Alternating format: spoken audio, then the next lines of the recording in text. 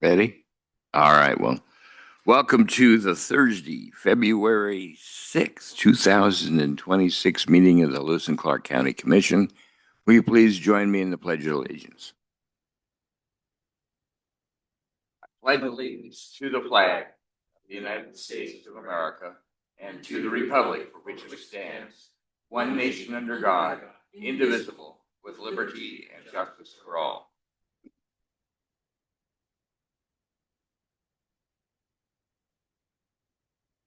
Welcome to our meeting. I'd like to introduce those at the front end of the room here.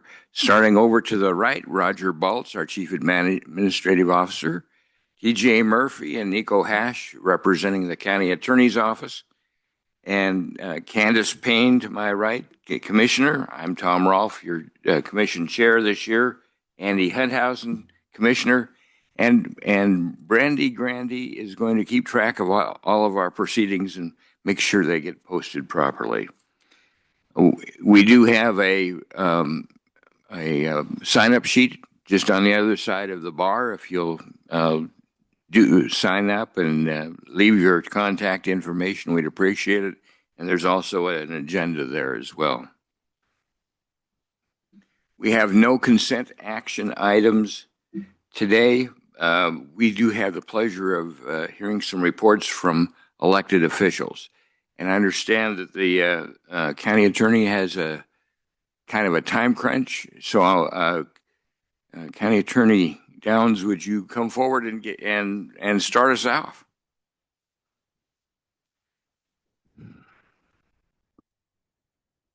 Good morning, Mr. Chair. Thank you. Members of the board, thanks again for the opportunity to come. I know we've done this over every so often to give reports to you as the commission and to the public about the good work that's being done in this county.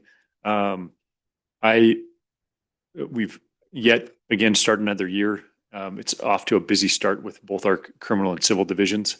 I want to acknowledge a few things that the commission played a part in, which was just 2 years ago, you approved an extra employee, a victim witness coordinator, an extra one in our office, which in part was consistent with how other counties of this size utilized that position. So we were able to hire somebody in our office. So we've had 2 direct victim witness coordinators, which has really helped with our office communicating with those involved in criminal cases. I can't say how critical that is to make sure that if someone's a victim of crime, that our office is working with them to make sure that there's some sort of justice at the end when a case comes through. So I want to again thank you for that. I said that last year, and I just want to reiterate how important that's been.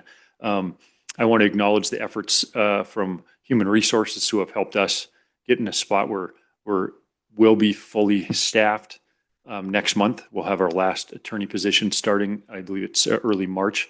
So we're very excited to have our last position. We always like to say knock on wood, because you never know with positions whether someone's going to leave. I know Ms. Spangler and then Carrie DeRosier and all her staff have been really helpful making sure we get there. So our office is in large part reactive. We have a civil division, as you know, with Mr. Hash and Mr. Murphy, who are responding to requests that come in readily, and also our criminal side, where we're reacting to things that have happened. So there's a lot of important work that's going on in our office, and there's a large volume, and I rely upon just great people that are in our office that care about the work and care about the public service.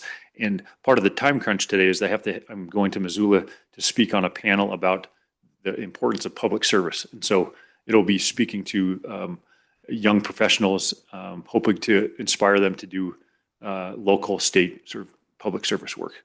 Our work obviously continues to overlap with, I think you're going to hear from Judge Pisklich, the district courts, the clerk of court, and law enforcement. I know Under Sheriff Colbert is here today, that we have ongoing working relationship with them. That's really important. And then also with our community members, I know Mr. Chair is part of the Criminal Justice Coordinating Council, and that we're meeting monthly or quarterly on these issues that impact our community. So I'm proud of the work that we're doing. We continue to people show up and care and try to do the right thing. So I know the budget season is coming up. I know there was an email from the budget office about anticipation of what information you need to make sure that we're funding the county and these various offices in appropriate manner. So I'm looking forward to describing that to you again this year. But appreciate the efforts that you've made to help our office function properly this last year. So unless there's any questions, I just I thank my staff and thank you guys in the county because it's important work that we're doing.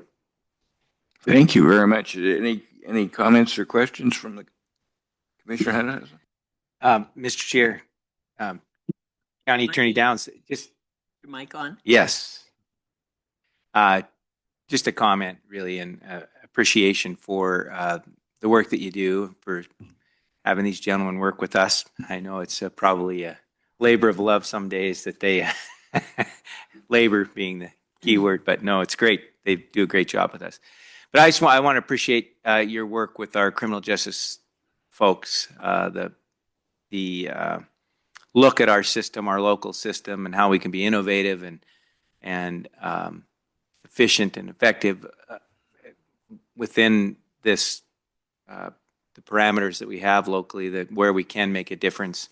Those that engage, and I'll say the same thing to Judge Piskalich when he gets up here, but just really appreciate that work, because we're all very busy. You know how busy you are, and maybe that's my question when I'm done with this comment, that you can just kind of let the public know how busy you really are and the numbers of cases and stuff. But beyond that work, you're willing to take the time to engage with the Criminal Justice Coordinating Council, to engage with our different committees and groups to talk about, hey, how can we do things differently, more efficiently, and try to affect the pace of our system as well as the outcomes of our system. So I just wanted to express my appreciation for your willingness to work with us. And it takes all of us. If the judges and the county attorney and folks are not on board for these kinds of efforts, then they go nowhere. And so in our community, I'm just really proud that the great majority of the folks that run our system or work within our system are willing to get together and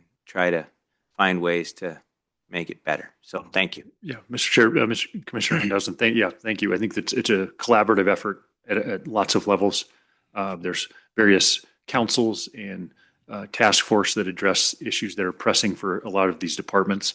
And so I think we have a lot of good ideas and things that are moving forward in a good way that help our county resources, but also make sure there's public safety is at utmost concern. So thank you. One of the things I'd just like to mention, and this applies to all of the different departments and operations of the county, is our finance department has been working for some time to make sure that we're planning for expenses that we know are going to come up down the road, and the capital improvement CIP programs that our finance department has asked for, I think, are making things work better and easier for everyone. And thank you for your participation in that. Well, thank you, Mr. Chair. Commissioner Payne? Recognizing that you were pressed for time and these guys are long-winded, happy trails. Thanks for your service. Thank you, Commissioner Payne. Thank you, Mr. Chair. Appreciate your time this morning. Thank you. Let's move on to Justice Court. Judge Piskalich. Thank you, Chairman, Commissioners. Glad to be here this morning. So I just updated our summary from last year, and just since the last time, I think since the last time I was here, the Justice Courts have had 5,740 new filings, including 2,957 misdemeanor citations, 1,940 civil matters, and did initial appearances. Justice Courts do the initial appearance and bond setting for about 786 felony cases. And we've also done several small claims, orders of protection, search warrants, and about 100 weddings in the last year in the Justice Courts. We are, I think, finally fully staffed. Both courts we're fully staffed with clerks. I'll always pound the drum that I think the Justice Court clerks in general are an underappreciated position. The specialty skills that they need and things they need to know in order to run those courts effectively, which they do great. But I will always be trumpeting for better compensation for those people. They do a fantastic job. Again, we're fully staffed, and we have a couple of new clerks that are really coming along great. I don't know what else to really add. County Attorney Downs and the commissioners already talked about. I know the Criminal Justice Coordinating Committee. I've seen all of you at the meetings, and you've been following. I know we did the in and out on the. I knew this is why I brought it, because I was going to vapor lock and forget the jail population task force. And we came up this in the last year. We had the results of the jail population task force. We have kind of a bullet list of things to be working on, and there's now a bail review committee that is working weekly with up in the courthouse. Judge Abbott and I were on the jail population task force, and it started this jail review or bond review committee as part of that, and then we've backed off of that because as in the roles that we play, we can't really be part of bond review because we'll be setting bond, and actually the bond review arguments will come before us. So, but we have pretrial services and public defender's office, county attorney's office are all represented and looking, and the jail, looking at the jail population, people that are in there, especially people with higher bonds. Are there any people that are appropriate for maybe your bond review might be at a point where they can either have bond reduced or even eliminated, be put out on a different set of conditions in the community to be safely monitored that can ensure, again, community safety and appearance in court. And so those things are happening all the time. And I think it's fantastic. I didn't get a chance to look at the jail population this morning, but I think we're down, I think we're down in the like 100, 130s, somewhere in there. Not quite down below 100 yet, but definitely down from the 190s where we were. And I think a lot goes to that type of commitment to looking at who can be monitored in a different sort of setting, and which ones are definitely in need of some type of bond, some type of hold to protect the community, guarantee appearance. I don't know that I have much else to add. I appreciate, I know I've seen all of you at the Criminal Justice Coordinating Committee meetings, and I appreciate the commitment to the same commitment that everybody else shares here to make sure Lewis and Clark County is a safe community. And I'm happy to take any questions anybody might have. Any questions or comments from the commission? Well, I'll try not to be, Mr. Chair, try not to be as long-winded, but the same comment. And you don't just have any place to be. You just gave a great description of an example of one of the ways that you're engaged, we're engaged, the different assets within our local criminal justice system are engaged to try and find efficiencies and try to find ways to reduce the number of people in our detention center. I think yesterday was 129, if I remember. Yeah, that sounds right. So that's great. And that is a more functional capacity there, 130 to 140, where they have room to move people around, do some classifications and those kinds of things. So I think that's essentially functionally full. Yeah. But we've worked really hard, and you've worked really hard, and I just appreciate it. You're a really busy guy. You got huge caseload, and still taking the time to say, I'll be part of these committees. I'll work on trying to make things more efficient and find ways to improve our system. So I just really appreciate that. Thank you. Thank you. All right. Anything else? No. All right. Well, thank you very much, and appreciate your involvement in the jail diversion effort we're making here, and where it's appropriate. And I think that's making a difference, like you say. It seems to. Very much appreciate your time. Thank you, everyone. All right. Let's go with the Sheriff's Department. Under Sheriff Colbert. It's down to short people, kind of. Good morning, Mr. Chair, Commissioners. I am Under Sheriff Brent Colbert, And I am stepping in for Sheriff Dutton, who sends his greetings from Washington, D.C.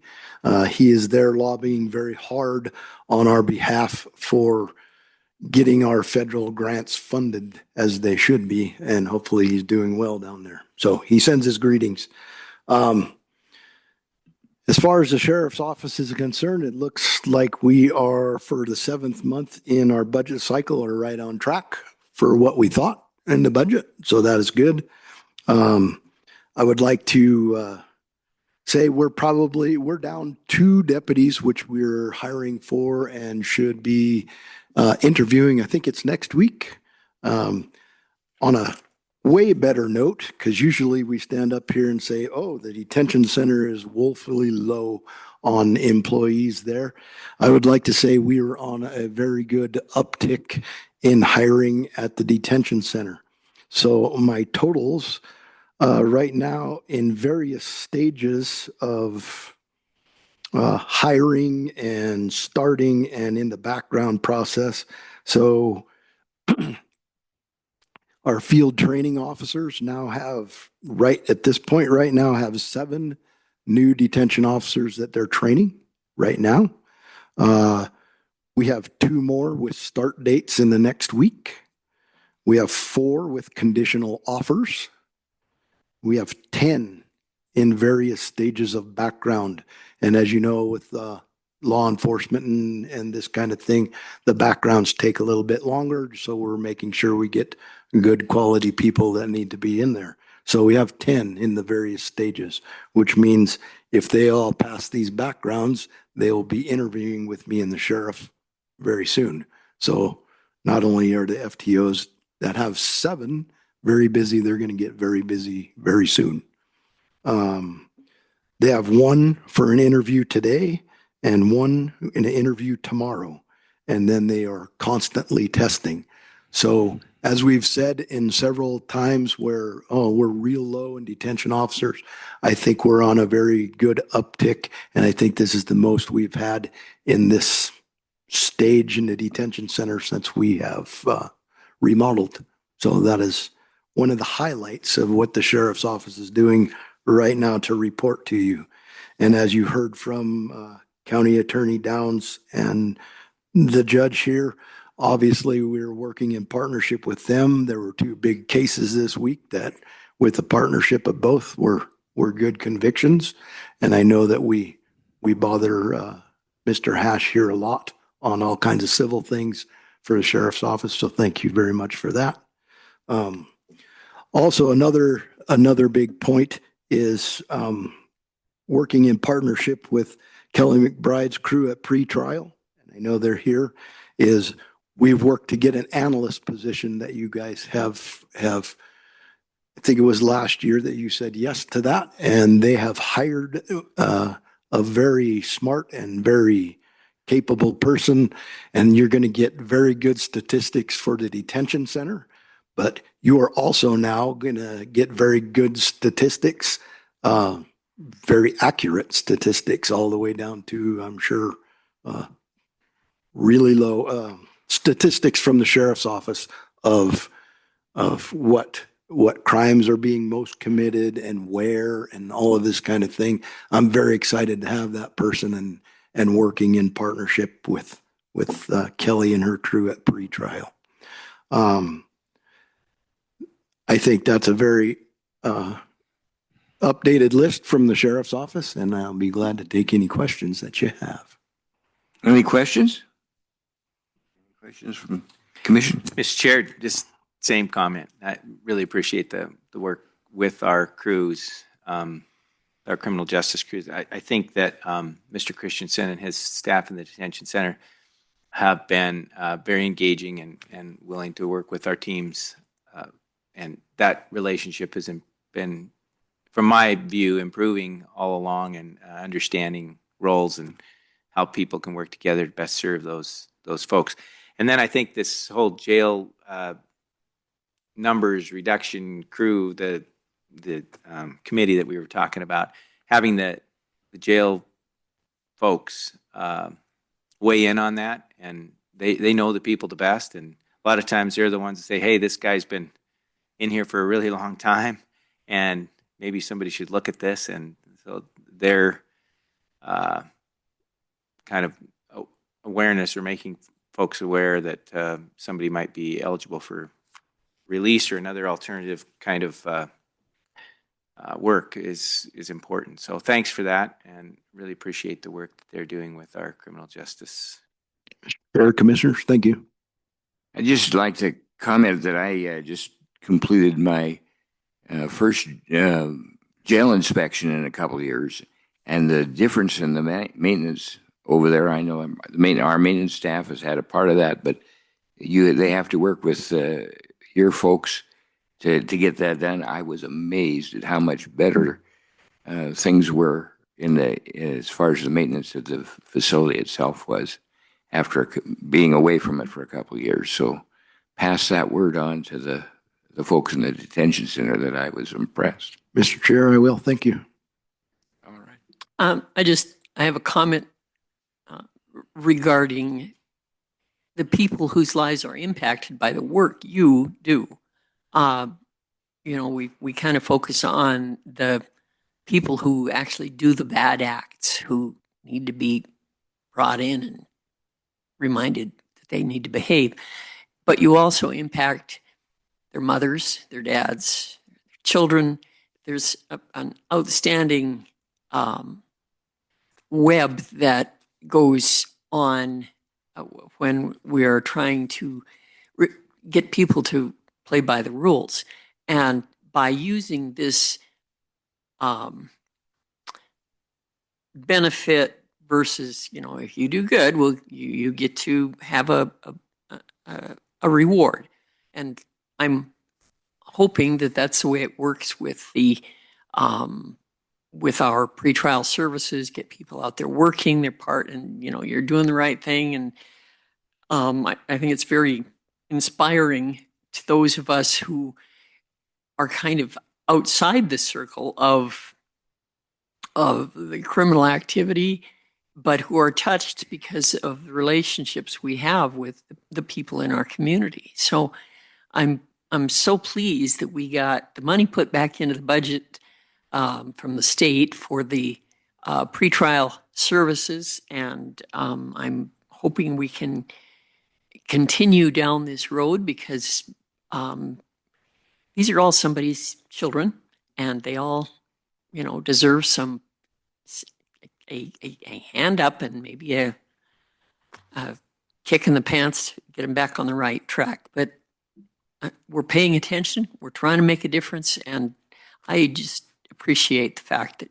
you guys are out there. We can count on you. So thank you for your service. Mr. Chair, Commissioners, thank you very much. Unless you have anything else, thank you for being here, and let the sheriff know that things are. We appreciate you representing him. Mr. Chair, Commissioners, I definitely will. Thank you for your support and your backing. Appreciate it. Let's go with Amy Reeves, County Treasurer and Clerk and Recorder. I get to move it down just a little bit lower, a little bit shorter. Good morning, Mr. Chair, Commissioners. How are you today? I'm reporting on the Treasurer, Clerk, and Recorder offices. I have the 5 departments, and I'll start with our accounting division.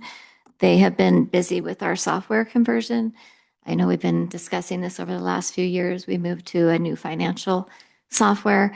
Our old software ran out of fund numbers. The fund number is basically like a customer or an entity. And just as you were going to go to a bank and create a new bank account, we ran out of numbers to create those new accounts. So each maintenance district that you hear on your public meetings and approve need a new account number, their own. And we were running out of those numbers, which pushed us to go to a new software. So with our new software, I've gone through conversions before, back in like 2003.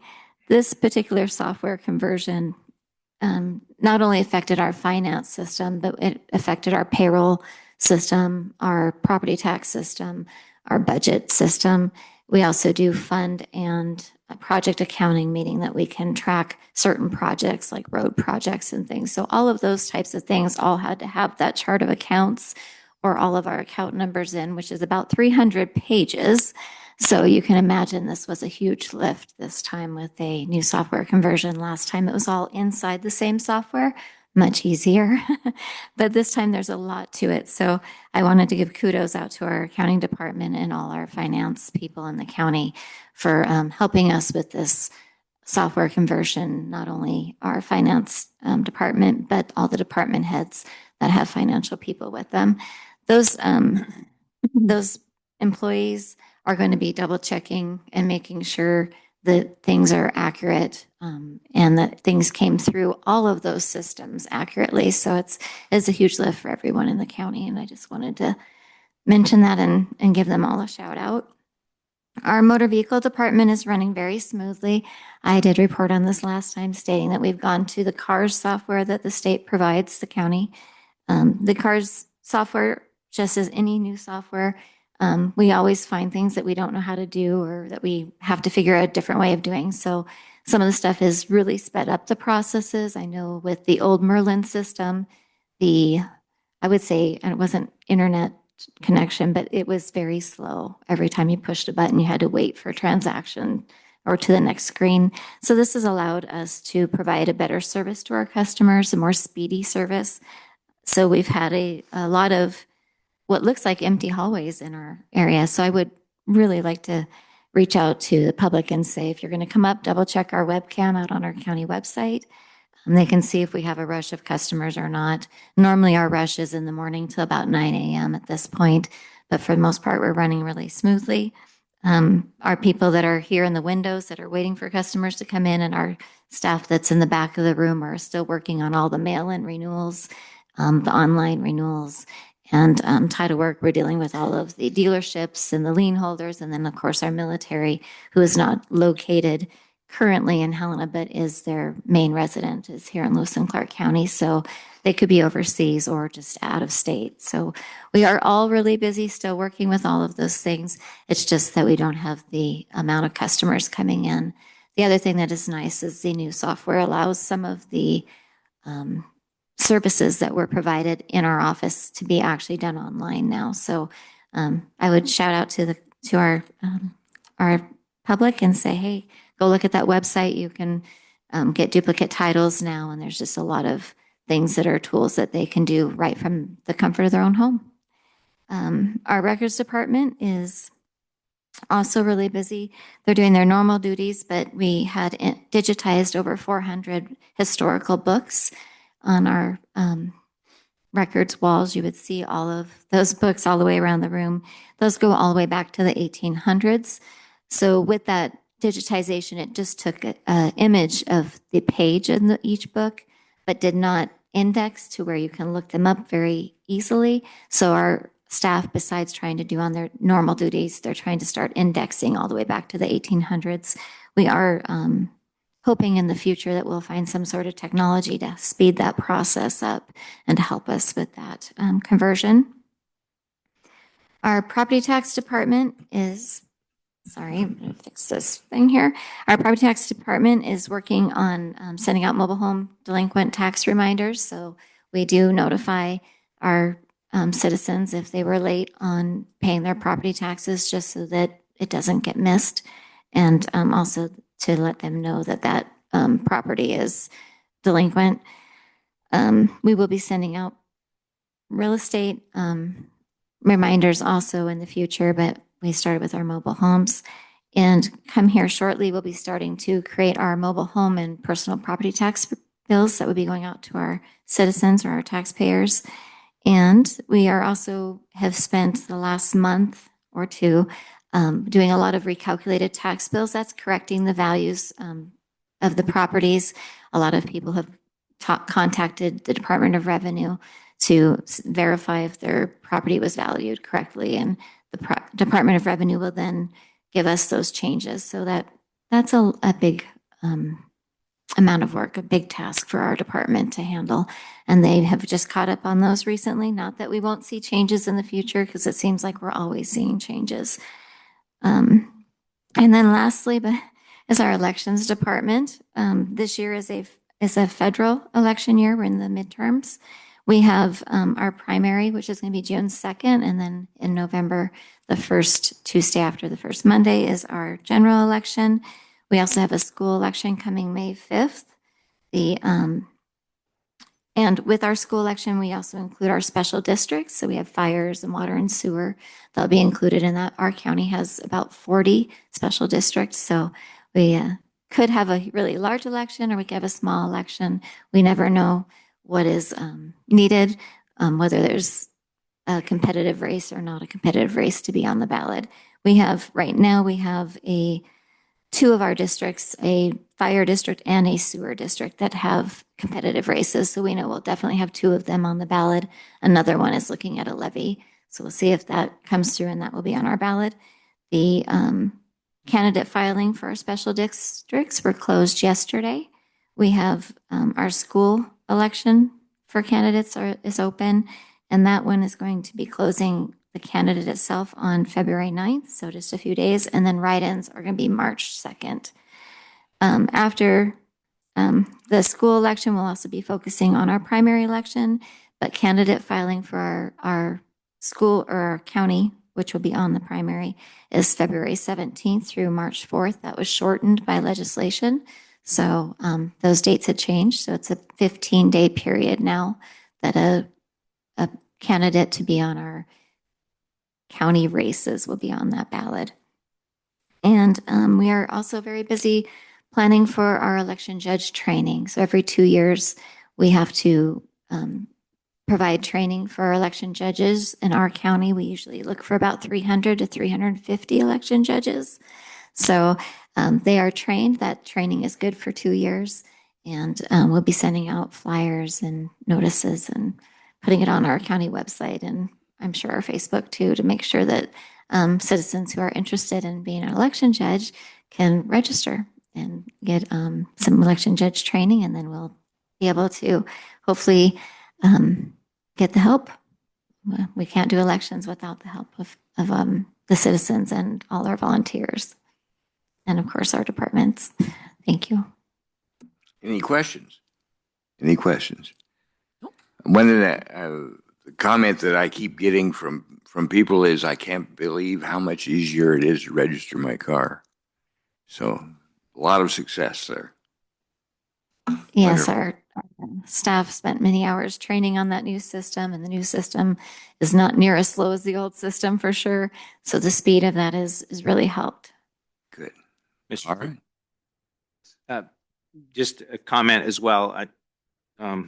You mentioned the new financial system, and we talked to Mr. Cornwell on Tuesday about this, but just kudos to you and your team and all the financial folks in the county. There's a huge lift and a huge change, and so much gratitude for all the hours that people spent on that system. And as Mr. Rolfe just said, that the new CARS system and your team down there are doing a great job. The only bad part about it is we don't get to talk as much, because we used to get tons of complaints and have to call you or send you an email, and now I don't get to talk to you as much. But that's okay. I think it's a great system. It's working much better, and kudos to your team. Thank you, Mr. Chair. Mr. Commissioner, I agree.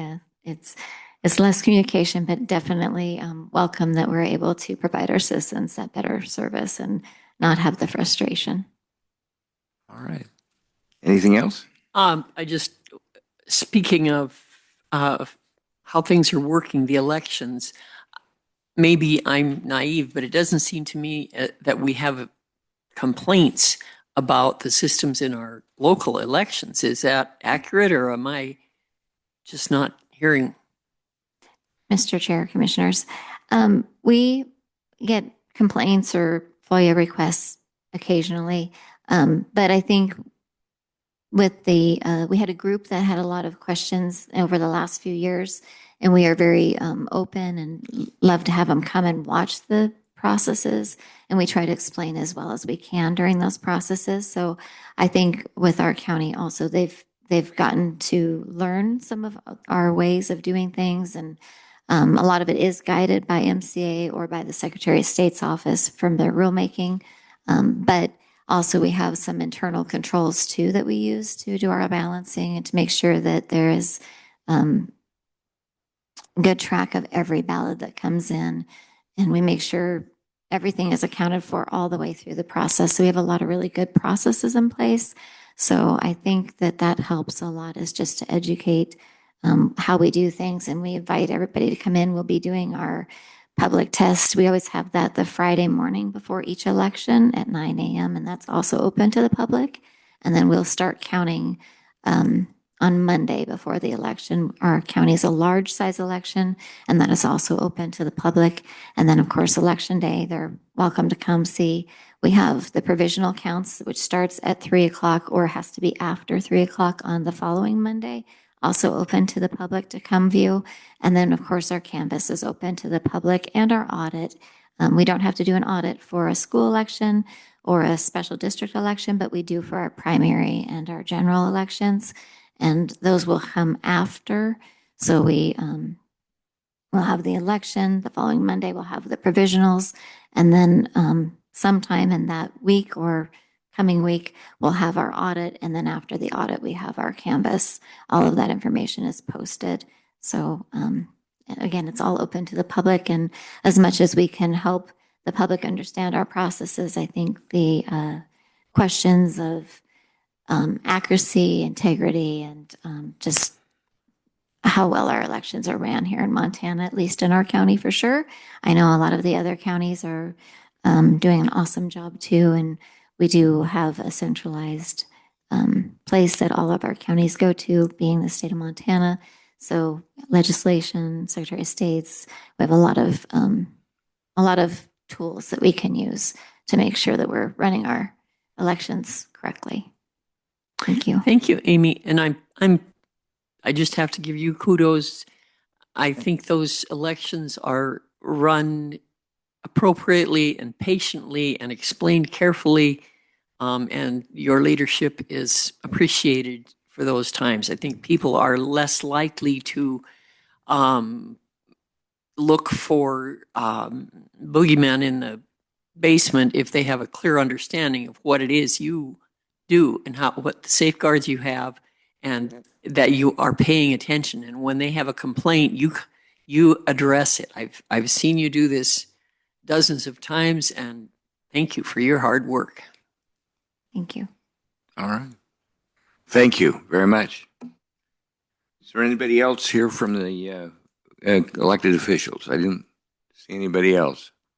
All right. Let's move on to action item 3B, Resolution 2026-10, to adopt an alternative project delivery contract method pursuant to Section 18.2.502 of the MCA. Audra Zacherl.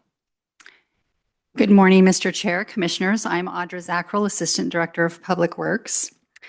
Lewis and Clark County received a Montana Historic Preservation Grant in the amount of $300,000 to replace and upgrade the existing 4-stop elevator that services all floors in the county courthouse, except for the attic.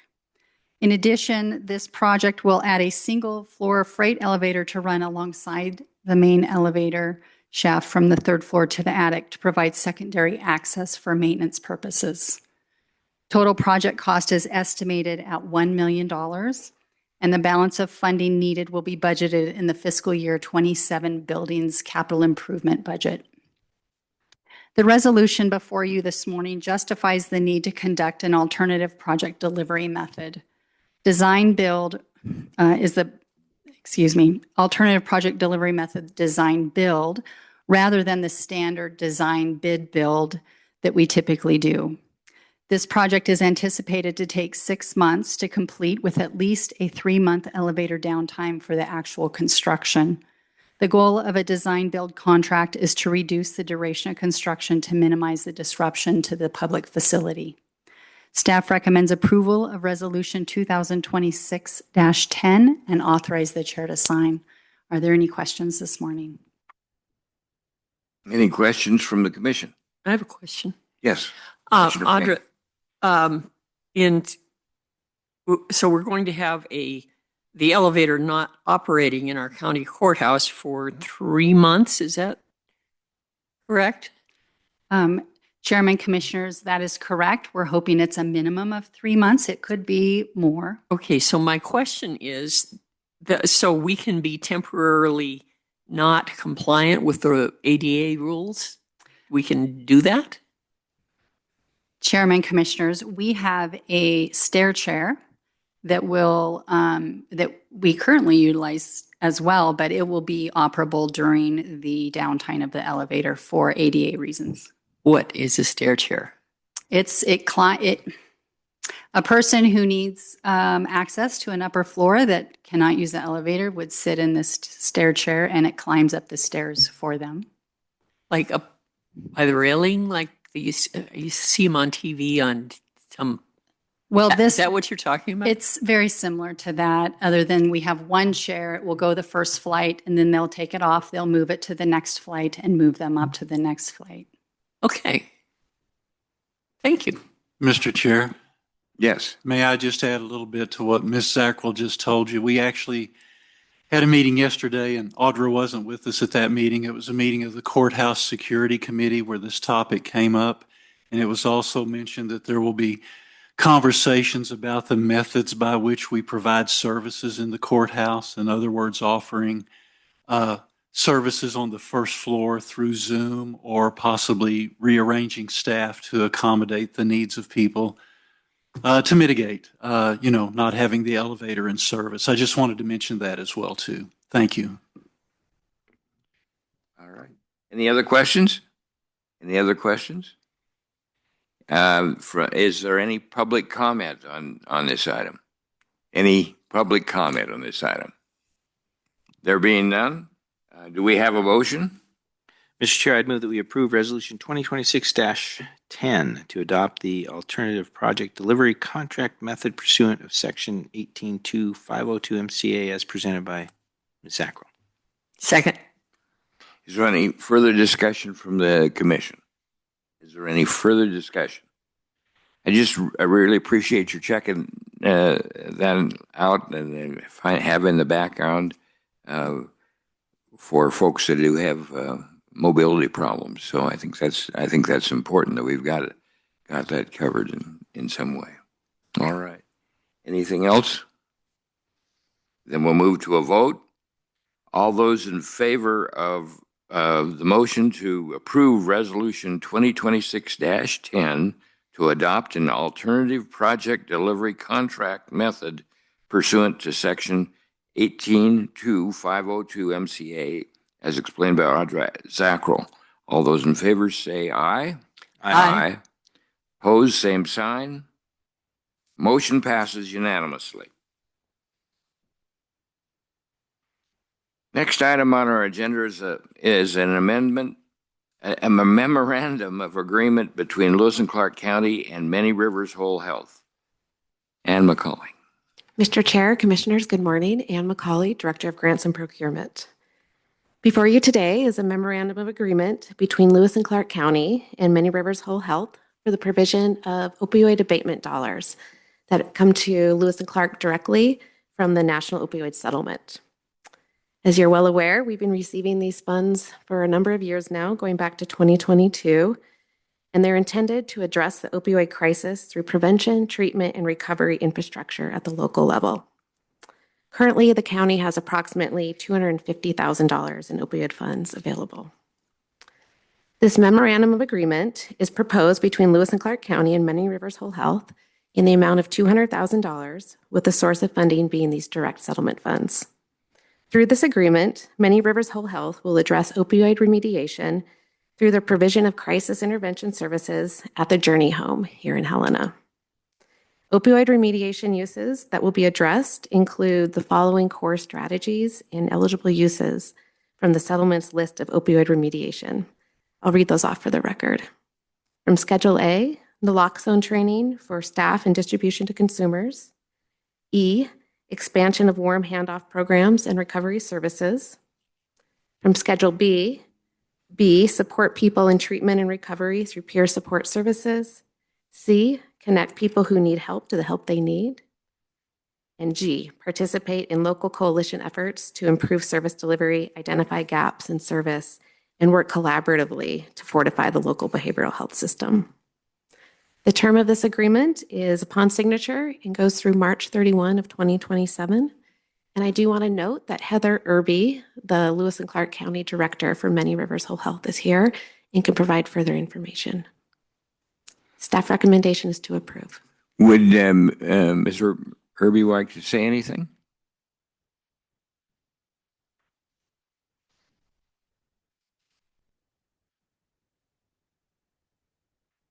Morning, Mr. Chair and Commissioners. I'm Heather Irby, the Lewis and Clark County Director with Many Rivers Whole Health. I can just provide an update regarding Journey Home if you would be interested, but I'd also like to share my appreciation of your consideration for these funds. We believe many of the clients who do wind up coming into the Journey Home will be co-occurring disorders. And as part of the program manual, we can accept anybody with a behavioral health disorder who's experiencing a crisis. So really value the ability to provide naloxone to people who are coming in, consumers that would benefit from these services. Any questions? Go ahead, Andy. Go ahead. Mr. Chair, no, I was just going to say, she said she was going to give an update, so I'll just wait for that. So I'm good. I don't have any questions. I can provide an update. Okay, that'd be great. Absolutely. So we are avidly working on interviewing candidates who are applying for the positions at the Journey Home, which include therapists, licensed program supervisor, crisis home workers, and peer supports and care coordinators through our outpatient department, who will be working greatly to support people who are coming into the group home or to the crisis home. Peer support is a really great support service for those in recovery, and we really value the care coordination efforts that would occur for people coming in to ensure that they're being connected with the services that they need in our community for recovery. We have a care coordinator starting on 2/28, and we just had another accept this week. We're hoping to have them start 2/28 as well. And then, unfortunately, since our local advisory council meeting on Tuesday, we had hired a peer support, but they did withdraw. So we are keeping that position open. Could you speak into the mic? Oh, I'm sorry. Carefully, I'm Yes. having trouble hearing. Apologies. So we are keeping the position for the peer support open, but we also have applications for a therapist and a licensed program supervisor who we are interviewing next week. We also have our state licensing meeting next Thursday to finalize that portion. We have finalized our program manual, though we think that will be a living document as we learn more and more about the program and the capacity that we see. I'd just like to know, do you see any obstacles in being able to accomplish this by March 31st Of 2027? of 2027? We do not. We are working with our partners at the county to obtain the naloxone. We have a training for Narcan for our staff that we have implemented, and that will be part of the new hire process for those working at the Journey Home. And do you, what's your target opening date? We are really aiming for the beginning of March, but it's definitely dependent on getting staff on board. That's our biggest hurdle. March of this year? That's correct. Okay. I just want to get a clarification. I'm not as experienced with these things as Tom and Andy, so pardon me, but as I recall this program, the building was built by the county and it's on the property of your employer, and the county turned the building over to you for your operation, and with the understanding that it would be brought into operation because we've got a lot of people who really need this help. And I've been quite frustrated in the fact that we're not seeing any movement up there. And so you mentioned the opening of March of 2027? Apologies, March of this year, 2026. Oh, I'm so glad Yes. because I was starting to think We've been down this road before. You don't get a year. You get to the Absolutely. end of March of this year. Mhm. Okay, so we've got that clarified. I know, and I'm sure you're doing the best you can, but we've got people out there who are seriously in need of this wonderful treatment and provision and help that you can provide to our citizens. And so now that I'm done with that rant, thank you for your service. Thank you for your comments. We completely agree. This is a big gap in our community and really just pending hire at this point to get some people into the building and be able to open the doors. We're excited for that. Okay, I do have one other question. Okay, Commissioner Payne. so this agreement is giving you $200,000 from our opioid money. And this is a done deal? So if they don't open until April Fool's Day, do we still pay them? How does this work? I'm used to having people come in and then, yeah, I'll gladly pay you Tuesday for a hamburger today, and then it doesn't work out. And here we are 6 months down the road instead of March 1st. And I don't want that to happen. We seem to have a numbers person slipping into the room. Yes. Mr. Chair, Commissioner Payne, and Yes. Macaulay again, to read the term section from the Memorandum of Agreement, Section 5. The agreement will commence upon signature of both parties. Just a second. Let me find Yes. section 5 of. Okay, on the second page of the memorandum. Okay, go ahead. So this term section, signature will begin upon signature of both parties. In the event that the journey home is not operating and performing the services described in the scope of work or Exhibit A by June 30th of 2026, then this agreement shall automatically terminate. In the event that they are operating by June 30th, then it terminates on March 31 of 2027. And then under the compensation section, it notes the quarterly invoices, which will be reimbursement based, and those will be starting with the quarter from April 1 to June 30th of 2026 and going out for 3 additional quarters. So those will be reimbursement based upon completion of services in that preceding quarter. Those are described in Exhibit B. So they don't get the money when they open the door on February 29th or March 1st or what. They don't get it until the services are performed and it's billed. Yes. Okay, but then the agreement, so this $200,000 will be, because basically this is an agreement that we will pay them. We're going to provide $200,000 for them to do the work, and then after that, that's the end of it. Under this existing memorandum of agreement, yes, the total amount is $200,000, quarterly installments of $50,000 on a reimbursement base. Okay, well, thank you. I appreciate the explanation. That's all. All right. Any other comments, questions? Any other questions from the commission? Is there any public comment? Is there any public comment on this item? There being none, do we have a motion? Mr. Chair, I move that we approve the memorandum of agreement between Lewis and Clark County and Many Rivers Whole Health as presented by Ann Macaulay and Heather Irby. yes, Heather Irby. Irby. Thank you, Heather. And Heather Irby. Second. Is there any further discussion? Is there further discussion on this item? There being none, we'll move to a vote. All those in favor of approving the memorandum of agreement between Lewis and Clark County and Many Rivers Whole Health, as explained by Ann Macaulay and Heather Irby, please say aye. Aye. Aye. Opposed, same sign.